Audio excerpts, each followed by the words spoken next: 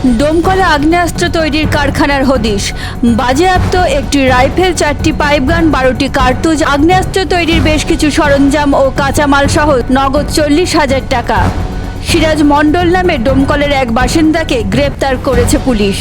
14 দিনের পুলিশি হেফাজতের আবেদন জানিয়ে সিরাজ মণ্ডলকে আদালতে পাঠানো হয়েছে। এই ঘটনার তদন্ত শুরু করেছে পুলিশ।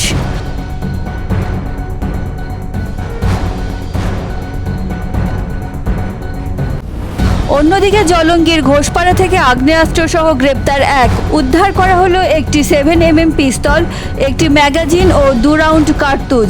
ধৃতের নাম বিপ্লব সরকার। 7 দিনের পুলিশি হেফাজতের আবেদন জানিয়ে আদালতে পাঠানো হলো।